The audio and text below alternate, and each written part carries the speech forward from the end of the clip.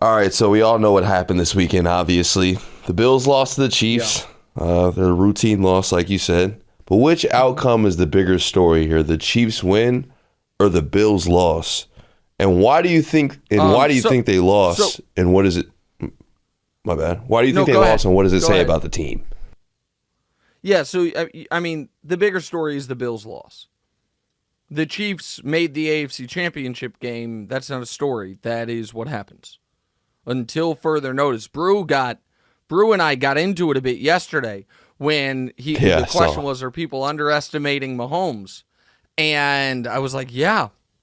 And he was like, it's not underestimating him to not pick him to win the Super Bowl every year. No one wins the Super Bowl every year.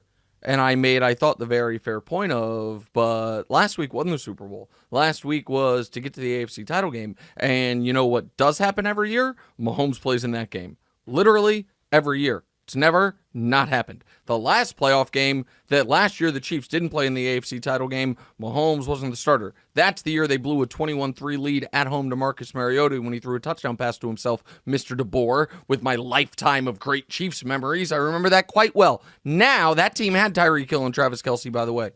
All right. We'll get to the Chiefs in a moment. The bigger story is the Bills' loss.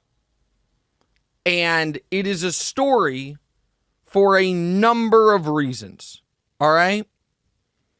But the biggest reason is the Buffalo Bills are so scared of Josh Allen, they have made him less of a scary opponent. So in that game, Josh Allen completed 16 passes behind the line of scrimmage. Josh Allen only completed 2 passes 5 yards downfield, and only those two passes down, past the sticks. One of them was one of the best plays you'll ever see somebody make, the roll to his left touchdown pass to Khalil Shakir. But what you have seen is, since the Buffalo Bills switched coordinators from Ken Dorsey to Joe Brady, they have operated their offense and their team in a way that says, we don't trust our quarterback, and so we are going to put a governor on him. Since Joe Brady took over, Josh Allen has thrown for 250 yards. 250. One time. That was the Dolphins game, the final game of the regular season. In that game, not coincidentally, he had 3 turnovers. The Buffalo Bills do not believe you can get the best of Josh Allen without the worst of Josh Allen. And so they operated as if they could cobble together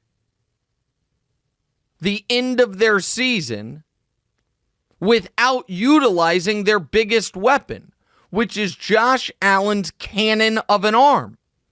And as someone who has gone up against this team year after year, I've got to tell you, this version that they turned him into these last 2 months is the least scary. The version of check down, don't make a mistake, don't throw into any tight windows, just take what's there.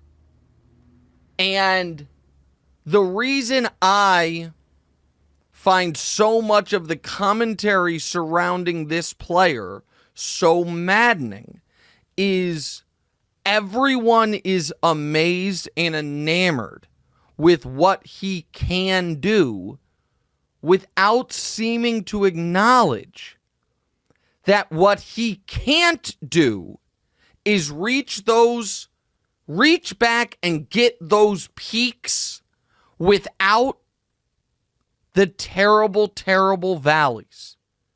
And what distinguishes the very good from the great and the great from the legends is those guys' ability to tap into their absolute best while keeping their absolute worst at bay.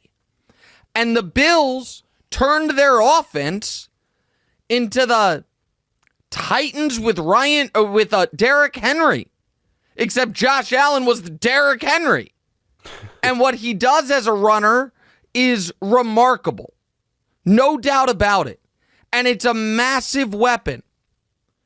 But what you saw during this winning streak is they were trying to win despite their best player, not because of their best player.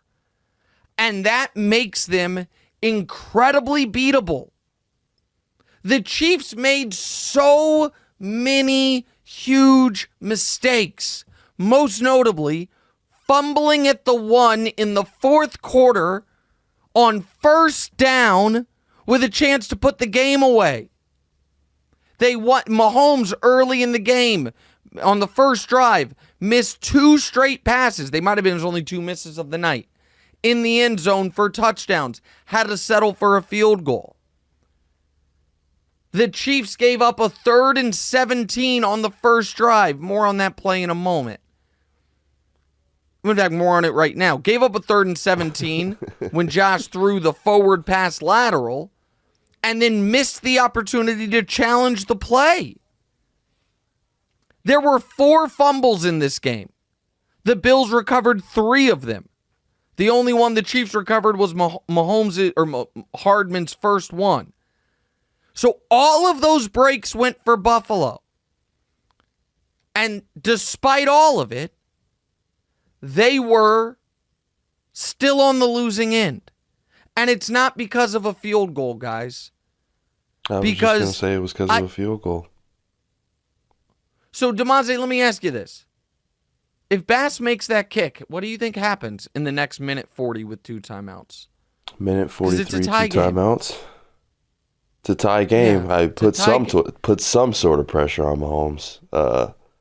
I mean, you at least give your defense a chance to go out there and stop them. Yeah. I mean, Mahomes had scored touchdowns on 3 of his previous 5 drives, 1 that he didn't. Hardman fumbled at the 1. The Chiefs had moved the ball at will. The idea that if Bass makes that kick, it's anything other than a different type of heartbreak for Buffalo is foolish. Hey, thanks for watching. Hit the subscribe button to get more from the show and make sure to click the bell to get notified every time new content drops. Check out full episodes of What's Right wherever you get your podcasts, or just click the link in the description below.